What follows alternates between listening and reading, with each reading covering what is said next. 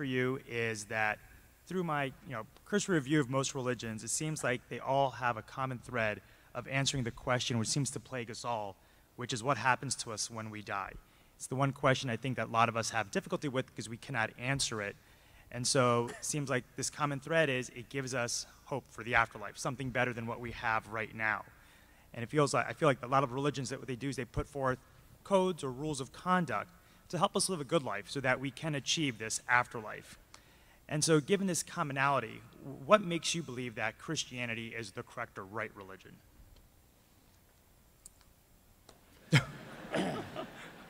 Great question. Great question. And your name is? Suketu. Spell that for me. S-U-K-E-T-U. Suketu. I think you've asked a very, very important question. First of all, let me qualify it a little bit, and I'm sure you already know that not all religions talk about an afterlife. Mainly the monotheistic ones do. The pantheistic ones are reincarnation. Even the reincarnation between Buddhism and Hinduism is a little different. In Hinduism, it's the transference of identity one into another in a different form. But in Buddhism, it's not even sure whether it's the identity that's transmigrated or just another form of essence that has emerged. A worldview is built not on one line of argument. A worldview is built on a connected series of arguments. And if a worldview were just built on one line of argument, I think this is the mistake naturalism often makes. It'll take sort of one argument that it has in its favor and forget all the myriad other questions that emerge. When I look at the person and the work of Jesus Christ, this is the most important question I had to ask. Now, granted, I asked it in reverse fashion because I was on a bed of suicide, a Bible was brought to me, and I prayed a prayer of desperation. I grant you that. I just had no hope. But I read the verse, Jesus said, because I live, you also shall live. I just said, this is talking about a life that I don't have.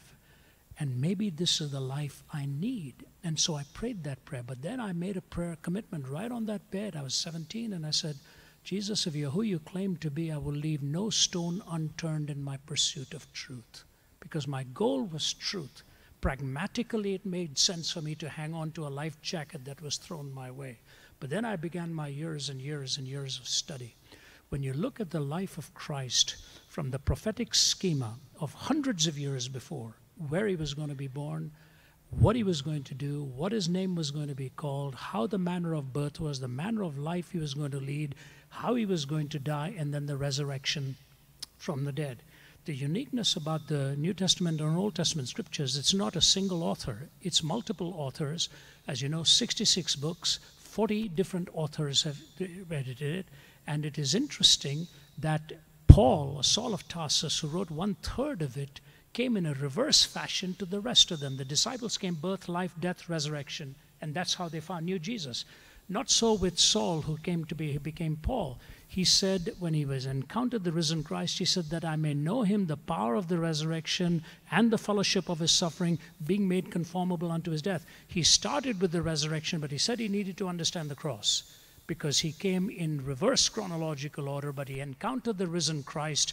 The conversion of Saul of Tarsus and Thomas especially, these two dramatic conversions are powerful witnesses of what happened. Saul, who was killing them, he was standing there watching Stephen being martyred and kept the clothes of those who were stoning him. Thomas, who said, I'm not going to believe until I see the resurrected Christ myself. And he went to India where there are 330 million deities.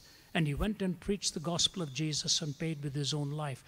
That kind of dramatic transformation took place not because of just one event, but a connected series of events. So, here's the bottom line.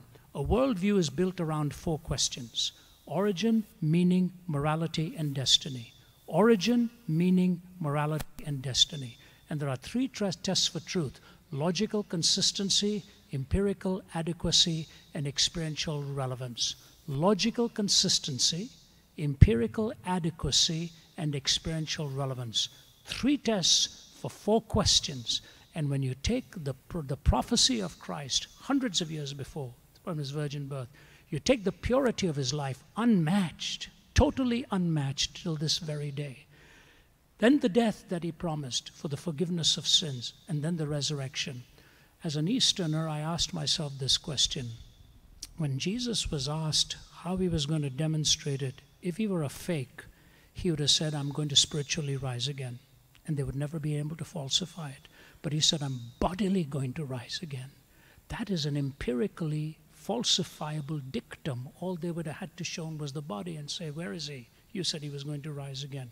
So it's in the whole schema of the prophetic corpus, the hundreds of years, the multiple authors pointing towards the same person, from his virgin birth to the purity of his life, to the death on the cross for forgiveness when he said, Father, forgive them because they don't know what they are doing. And then the resurrection again. My 4 questions are answered correspondingly with truth on specific questions and coherently when all of the questions are put together and answers are given. So to me, first of all religions are not the same. They are actually, people say they're fundamentally the same, superficially different. Actually, they're fundamentally different and at best superficially similar.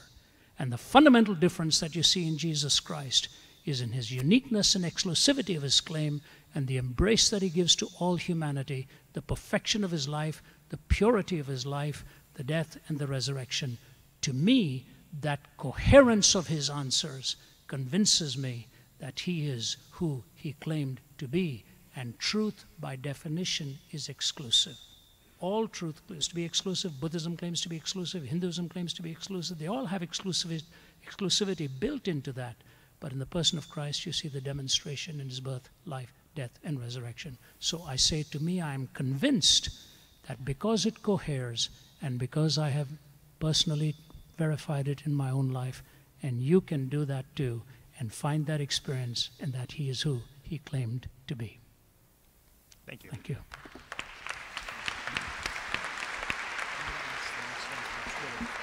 I'm going to ask the next one from Twitter. Just to add something that Ravi's already mentioned, but the resurrection was particularly key for me in my investigation of this. I was studying philosophy. It was very important to me not to have to take some blind leap of faith.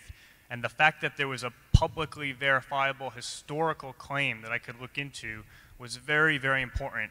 And if you asked scholars 100 years ago, how did we come up with a Christian myth of the resurrection? They would have said, well, one person told the truth to this person, that person told this person, that person told this person, and a few generations down the line, we had a crazy myth of the resurrection. Since then, in the last couple of decades, scholarship has really turned around on this question, in part because there are a few places in the Bible, in particular a passage at the beginning of 1 Corinthians 15. Maybe you can have a look at it later, but it's a very early creed, and it lists all of the people and the groups that Jesus appeared to. He appeared to individuals and to groups at different times, in different places, doing many different things. And today, even the most atheistic critical scholars date that passage, that early creed, to almost immediately after Jesus' actual death and supposed resurrection. So the legendary development hypothesis has been thrown out of the window. What people know now is that there actually were a lot of people. The passage says hundreds of people, and then it says most of whom are still living, almost as if to say, go out and ask them yourself. There were many people who were utterly convinced they had seen this man Jesus alive and interacting with him after he had died. And so that then raises the question, what can account for that? What can account for this huge historical gap between what should have been the movement-ending death of Jesus and then the explosion of Christianity? Jews worshiping a man as God, unthinkable. The Sabbath changed from Saturday to Sunday, unthinkable. What bridges the gap which is there no matter what you believe? That's the question for anyone. Christians bridge that gap with the resurrection. When I was looking into this as a university student, I asked the top 2 skeptical New Testament scholars at Princeton to meet up for a coffee to talk about this, because I said, this is what I've just laid out for you. This is what I'm seeing. Here's the big gap. And I thought, okay, Christians fill that gap with the resurrection, but surely those who aren't Christians must have equally plausible alternatives. And I said to them, how do you fill that gap? And one of them glanced towards a mass hallucination hypothesis, which isn't taken seriously in the literature. She wasn't glancing towards it with any conviction either. There's simply too much data, too many appearances, too many people. Hallucinations are things that happen to individuals, not to groups. The other one, who was a historian, simply said, I'm not interested in that question as a historian. There was some sort of assumption that because it was a miraculous claim, it was therefore not within the remit of proper history, and I've never understood why. So for me, the resurrection, the fact that you could have arguments that you could consider for that blew my mind. I just assumed that's an ancient claim that we could just never know whether that happened or not. But actually, you can look into it, and you can look at the facts, and then you can ask the question, what best explains the facts? And the reality is that today in the scholarship, the only explanation which is given any degree of credibility is the fact that Jesus actually rose from the dead. Every other explanation has been completely undermined, and so I think it is a rational decision to say that actually happened, and then to take that next personal step of praying a prayer like the one that I prayed, which was, God, the Christian God, I don't know if I'm talking to anyone, but if I am, I'd really